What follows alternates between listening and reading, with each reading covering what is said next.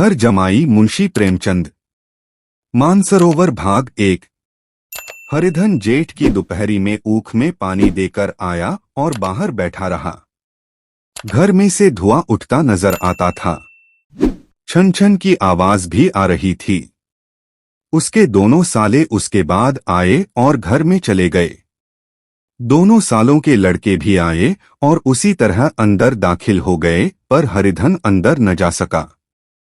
इधर 1 महीने से उसके साथ यहाँ जो बर्ताव हो रहा था और विशेषकर कल उसे जैसी फटकार सुननी पड़ी थी, वह उसके पाँव में बेड़िया सी डाले हुए था। कल उसकी सास ही ने तो कहा था, मेरा जी तुमसे भर गया, मैं तुम्हारी जिंदगी भर का ठेका लिए बैठी हूँ क्या। और सबसे बढ़कर अपनी स्त्री की निष्ठुरता ने उसके हृदय के टुकड़े टुकड़े कर दिए थे। वह बैठी यह फटकार सुनती रही, पर एक बार तो उसके मुंह से न निकला, अम्मा तुम क्यों इनका अपमान कर रही हो। बैठी गटगट सुनती रही। शायद मेरी दुर्गति पर खुश हो रही थी। इस घर में वह कैसे जाए? क्या फिर वही गालियां खाने, वही फटकार सुनने के लिए? और आज इस घर में जीवन के 10 साल गुजर जाने पर यह हाल हो रहा है। मैं किसी से कम काम करता हूँ। दोनों साले मीठी नींद सो रहते हैं और मैं बैलों को सानी पानी देता हूँ, छांटी काटता हूँ। वहाँ सब लोग पल पल पर चिलम पीते हैं, मैं आंखें बंद किए अपने काम में लगा रहता हूँ। संध्या समय घरवाले गाने बजाने चले जाते हैं, मैं घड़ी रात तक गाय भैंसे दुहता रहता हूँ। उसका यह पुरस्कार मिल रहा है कि कोई खाने को भी नहीं पूछता, उल्टे गालियां मिलती हैं। उसकी स्त्री घर में से डोल लेकर निकली और बोली, जरा इसे कुएं से खींच लो, एक बूंद पानी नहीं है। हरिधन ने डोल लिया और कुएं से पानी भर लाया। उसे जोर की भूख लगी हुई थी, समझा अब खाने को बुलाने आवेगी, मगर स्त्री डोल लेकर अंदर गई तो वहीं की हो रही। हरिधन थकामांदा क्षुधा से व्याकुल पड़ा पड़ा सो गया। सहसा उसकी स्त्री गुमानी ने आकर उसे जगाया। हरिधन ने पड़े पड़े कहा, क्या है? क्या पड़ा भी न रहने देगी या और पानी चाहिए? गुमानी कटु स्वर में बोली, गुर्राते क्या हो, खाने को तो बुलाने आई हूं। हरिधन ने देखा, उसके दोनों साले और बड़े साले के दोनों लड़के भोजन किए चले आ रहे थे। उसकी देह में आग लग गई। मेरी अब यह नौबत पहुंच गई कि इन लोगों के साथ बैठकर खा भी नहीं सकता। ये लोग मालिक हैं, मैं इनकी जूठी थाली चाटने वाला हूं। मैं इनका कुत्ता हूं, जिसे खाने के बाद एक टुकड़ा रोटी डाल दी जाती है। यही घर है जहां आज से 10 साल पहले उसका कितना आदर सत्कार होता था। साले गुलाम बने रहते थे, सास मोह जोहती रहती थी, स्त्री पूजा करती थी। तब उसके पास रुपए थे, जायदाद थी। अब वह दरिद्र है, उसकी सारी जायदाद को इन्हीं लोगों ने कूड़ा कर दिया। अब उसे रोटियों के भी लाले हैं। उसके जी में एक ज्वाला सी उठी कि इसी वक्त अंदर जाकर सास को और सालों को भिगो भिगो कर लगाए, पर जब्त करके रह गया। पड़े पड़े बोला, मुझे भूख नहीं है, आज न खाऊंगा। गुमानी ने कहा, न खाओगे मेरी बला से? हाँ नहीं तो खाओगे, तुम्हारे ही पेट में जाएगा, कुछ मेरे पेट में थोड़े ही चला जाएगा। हरिधन का क्रोध आंसू बन गया। यह मेरी स्त्री है, जिसके लिए मैंने अपना सर्वस्व मिट्टी में मिला दिया। मुझे उल्लू बनाकर यह सब अब निकाल देना चाहते हैं। वह अब कहाँ जाए, क्या करे? उसकी सास आकर बोली, चलकर खा क्यों नहीं लेते जी, रूठते किस पर हो? यहां तुम्हारे नखरे सहने का किसी में बूता नहीं है। जो देते हो वह मत देना, और क्या करोगे? तुमसे बेटी ब्याही है, कुछ तुम्हारी जिंदगी का ठीका नहीं लिखा है। हरिधन ने मर्माहत होकर कहा, हाँ अम्मा, मेरी भूल थी कि मैं यही समझ रहा था। अब मेरे पास क्या है कि तुम मेरी जिंदगी का ठीका लोगी? जब मेरे पास भी धन था तब सब कुछ आता था। अब दरिद्र हूं, तुम क्यों बात पूछोगी। बूढ़ी सास भी मुंह फुलाकर भीतर चली गई। बच्चों के लिए बाप एक फालतू सी चीज, एक विलास की वस्तु है, जैसे घोड़े के लिए चने या बाबुओं के लिए मोहन भोग। माँ रोटी दाल है। मोहन भोग उम्र भर न मिले तो किसका नुकसान है, मगर एक दिन रोटी दाल के दर्शन न हो तो फिर देखिए क्या हाल होता है। पिता के दर्शन कभी कभी शामसबेरे हो जाते हैं।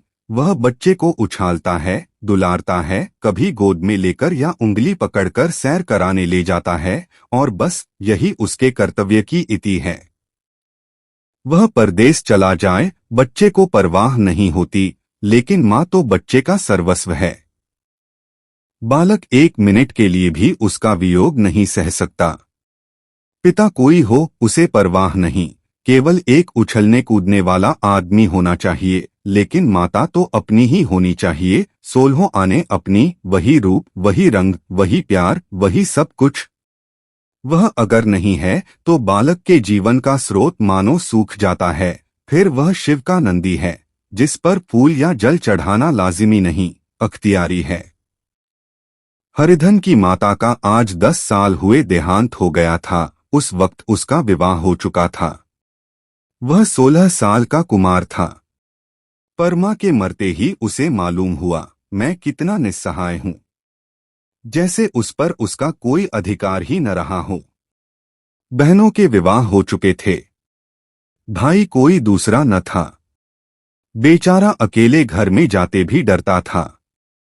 मां के लिए रोता था, पर मां की परछाई से डरता था। जिस कोठरी में उसने देहत्याग किया था, उधर वह आंखें तक न उठाता।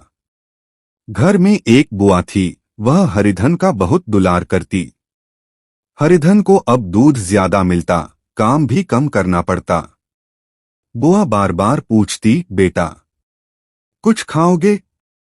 बाप भी अब उसे ज्यादा प्यार करता, उसके लिए अलग एक गाय मंगवा दी, कभी कभी उसे कुछ पैसे दे देता कि जैसे चाहे खर्च करे। पर इन मरहमों से वह घाव न पूरा होता था, जिसने उसकी आत्मा को आहत कर दिया था। यह दुलार और प्यार उसे बार बार माँ की याद दिलाता। माँ की घुड़कियों में जो मजा था, वह क्या इस दुलार में था। माँ से मांगकर, लड़कर, ठुनककर, रूठकर लेने में जो आनंद था, वह क्या इस भिक्षादान में था। पहले वह स्वस्थ था, मांगकर खाता, लड़लड़कर खाता। अब वह बीमार था, अच्छे से अच्छे पदार्थ उसे दिए जाते थे, पर भूख न थी। साल भर तक वह इस दशा में रहा। फिर दुनिया बदल गई।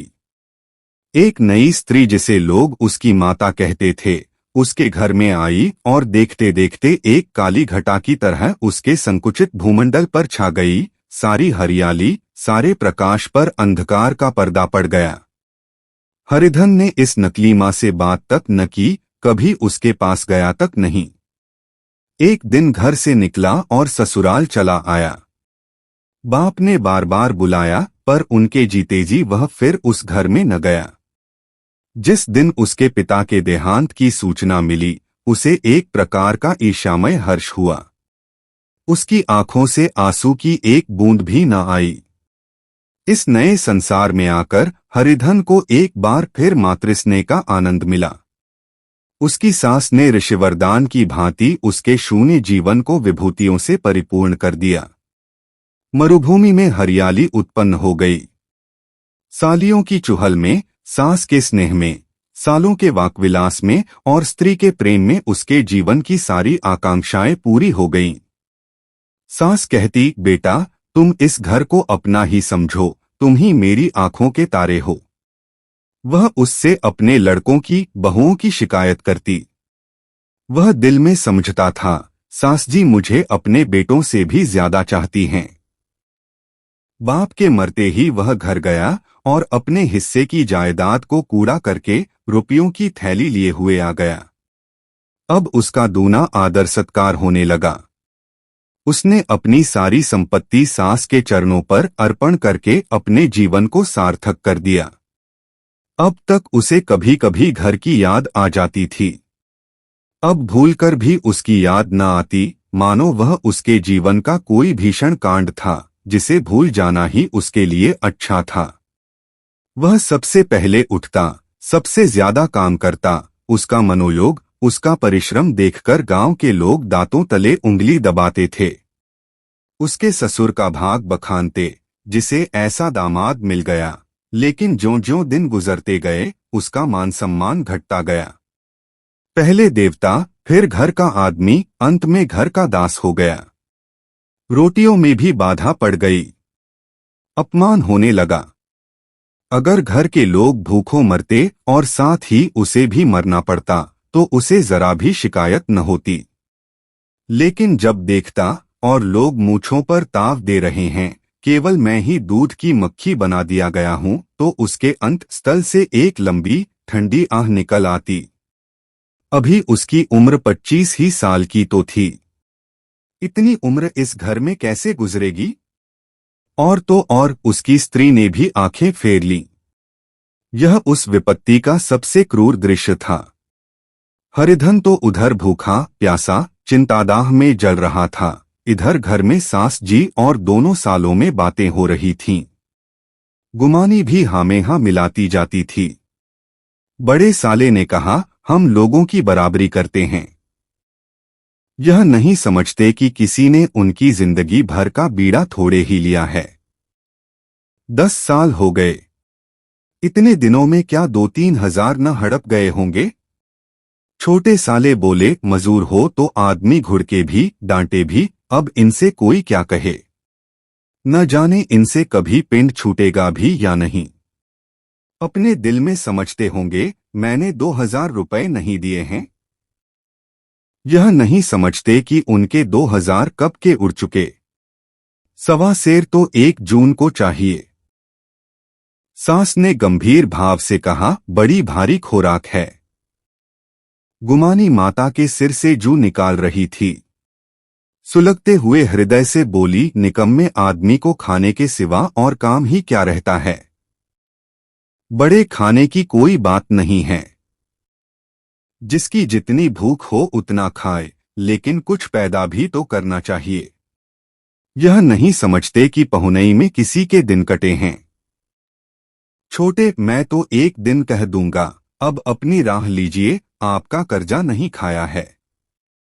गुमानी घर वालों की ऐसी ऐसी बातें सुनकर अपने पति से द्वेष करने लगी थी। अगर वह बाहर से 4 पैसे लाता, तो इस घर में उसका कितना मान सम्मान होता, वह भी रानी बनकर रहती। न जाने क्यों कहीं बाहर जाकर कमाते उसकी नानी मरती है। गुमानी की मनोवृत्तियां अभी तक बिल्कुल बालपन की सी थीं। उसका अपना कोई घर न था। उसी घर का हितहित उसके लिए भी प्रधान था। वह भी उन्हीं शब्दों में विचार करती, इस समस्या को उन्हीं आंखों से देखती जैसे उसके घरवाले देखते थे। सच तो 2000 रुपए में क्या किसी को मोल ले लेंगे? 10 साल में 2000 होते ही क्या हैं? 200 ही तो साल भर के हुए। क्या 2 आदमी साल भर में 200 भी न खाएंगे? फिर कपड़े लत्ते, दूध घी, सभी कुछ तो है। 10 साल हो गए, एक पीतल का छल्ला नहीं बना। घर से निकलते तो जैसे इनके प्राण निकलते हैं। जानते हैं, जैसे पहले पूजा होती थी वैसे ही जन्म भर होती रहेगी। यह नहीं सोचते कि पहले और बात थी, अब और बात है। बहू तो पहले ससुराल जाती है तो उसका कितना महात्म होता है।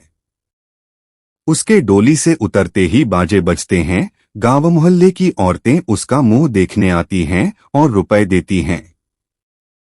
महीनों उसे घर भर से अच्छा खाने को मिलता है, अच्छा पहनने को कोई काम नहीं लिया जाता, लेकिन 6 महीनों के बाद कोई उसकी बात भी नहीं पूछता, वह घर भर की लौंडी हो जाती है। उनके घर में मेरी भी तो वही गति होती। फिर काहे का रोना? जो यह कहो कि मैं तो काम करता हूं, तो तुम्हारी भूल है, मजूर की और बात है। उसे आदमी डांटता भी है, मारता भी है, जब चाहता है रखता है, जब चाहता है निकाल देता है। कसकर काम लेता है। यह नहीं कि जब जी में आया कुछ काम किया, जब जी में आया पढ़कर सो रहे। हरिधन अभी पड़ा अंदर ही अंदर सुलग रहा था कि दोनों साले बाहर आए और बड़े साहब बोले, भैया उठो, तीसरा पहर ढल गया, कब तक सोते रहोगे? सारा खेत पड़ा हुआ है। हरिधन चट उठ बैठा और तीव्र स्वर में बोला, क्या तुम लोगों ने मुझे उल्लू समझ लिया है? दोनों साले हक्का बक्का हो गए। जिस आदमी ने कभी जबान नहीं खोली, हमेशा गुलामों की तरह हाथ बांध हाजिर रहा, वह आज एकाएक इतना आत्माभिमानी हो जाए, यह उनको चौंका देने के लिए काफी था। कुछ जवाब न सूझा। हरिधन ने देखा इन दोनों के कदम उखड़ गए हैं, तो एक धक्का और देने की प्रबल इच्छा को न रोक सका।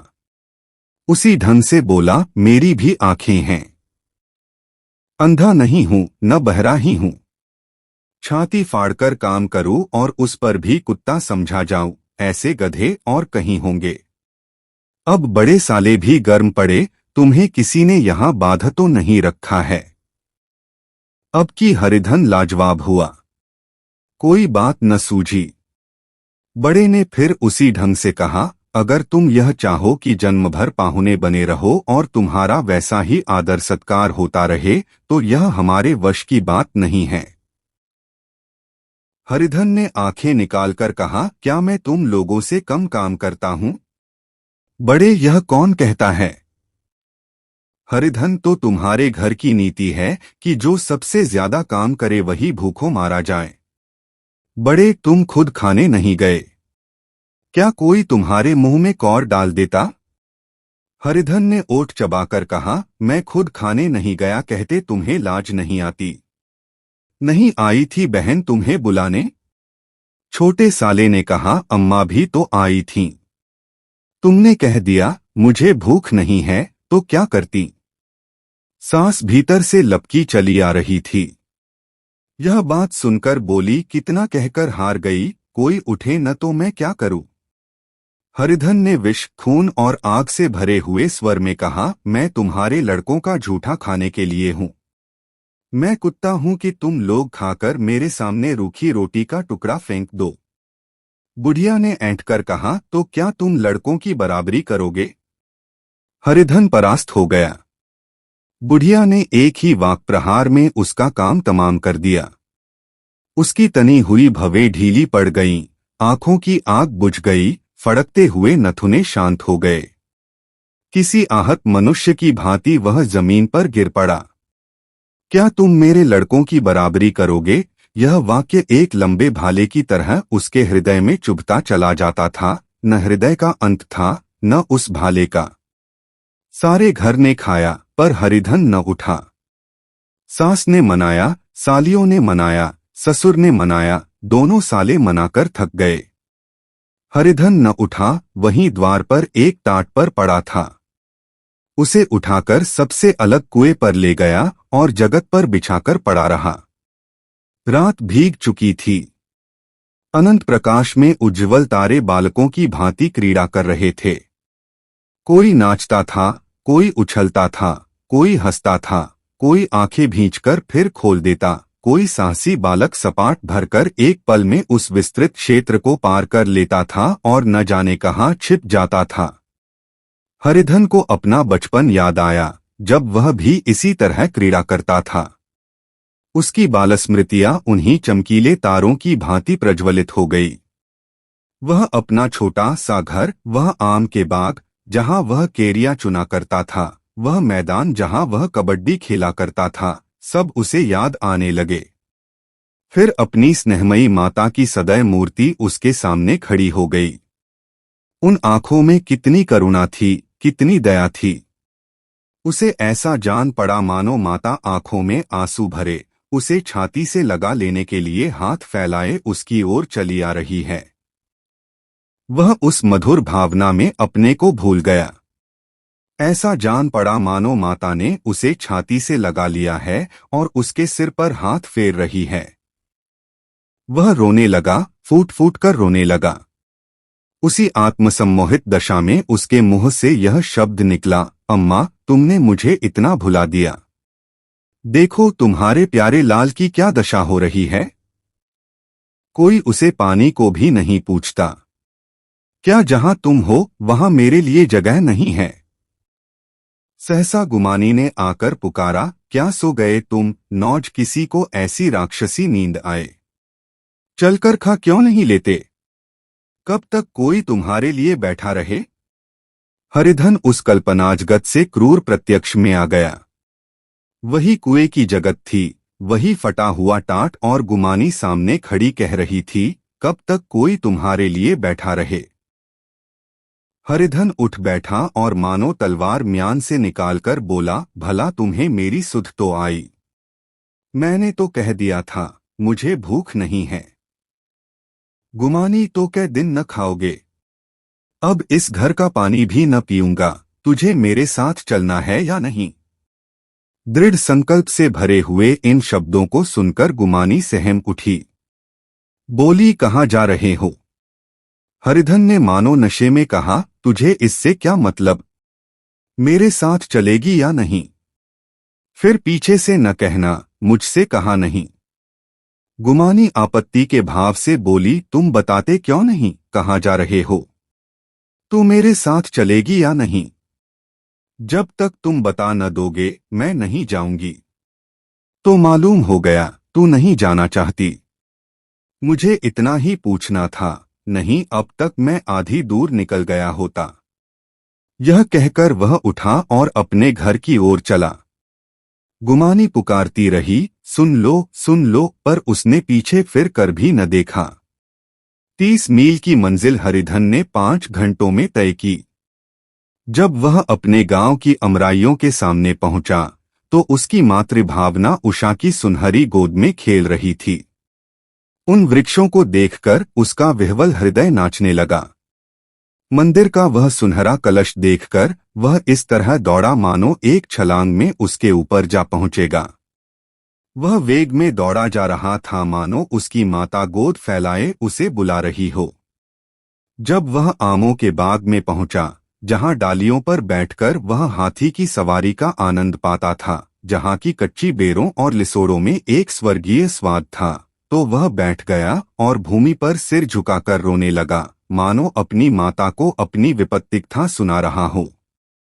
वहां की वायु में, वहां के प्रकाश में मानो उसकी विराट रूपिणी माता व्याप्त हो रही थी। वहां की अंगुल-अंगुल भूमि माता के पदचिन्हों से पवित्र थी। माता के स्नेह में डूबे हुए शब्द अभी तक मानो आकाश में गूंज रहे थे। इस वायु और इस आकाश में न जाने कौन सी संजीवनी थी जिसने उसके शोरकात हृदय को बालोत्साह से भर दिया। वह एक पेड़ पर चढ़ गया और अधर से आम तोड़ तोड़ कर खाने लगा। सास के वह कठोर शब्द, स्त्री का वह निष्ठुर आघात, वह सारा अपमान वह भूल गया। उसके पांव फूल गए थे, तलवों में जलन हो रही थी, पर इस आनंद में उसे किसी बात का ध्यान न था। सहसा रखवाले ने पुकारा, वह कौन ऊपर चढ़ा हुआ है रे? उतर अभी नहीं तो ऐसा पत्थर खींचकर मारूंगा कि वहीं ठंडे हो जाओगे। उसने कई गालियां भी दीं। इस फटकार और इन गालियों में इस समय हरिधन को अलौकिक आनंद मिल रहा था। वह डालियों में छिप गया, कई आम काट काट कर नीचे गिराए और जोर से ठट्ठा मारकर हंसा। ऐसी उल्लास से भरी हुई हंसी उसने बहुत दिन से न हंसी थी। रखवाले को वह हंसी परिचित सी मालूम हुई। मगर हरिधन यहाँ कहाँ? वह तो ससुराल की रोटियां तोड़ रहा है। कैसा हंसोड़ा था, कितना चिबिल्ला! न जाने बेचारे का क्या हाल हुआ। पेड़ की डाल से तालाब में कूद पड़ता था।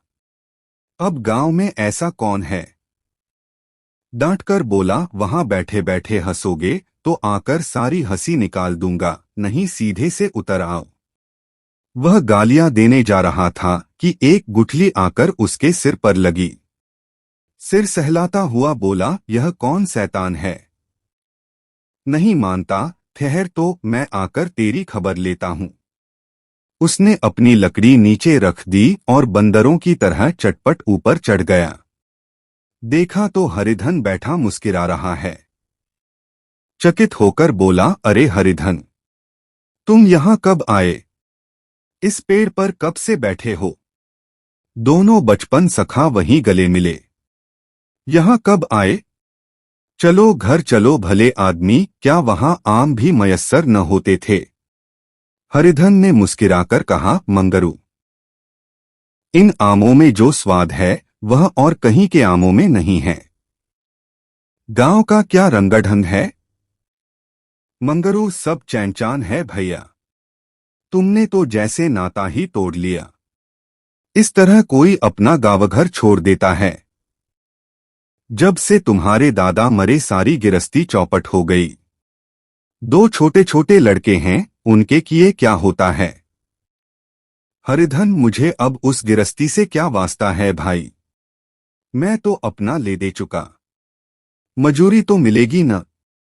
तुम्हारी गैया मैं ही चरा दिया करूंगा, मुझे खाने को दे देना। मंगरू ने अविश्वास के भाव से कहा, अरे भैया कैसी बात करते हो, तुम्हारे लिए जान तक हाजिर है। क्या ससुराल में अब न रहोगे? कोई चिंता नहीं, पहले तो तुम्हारा घर ही है, उसे संभालो। छोटे छोटे बच्चे हैं, उनको पालो।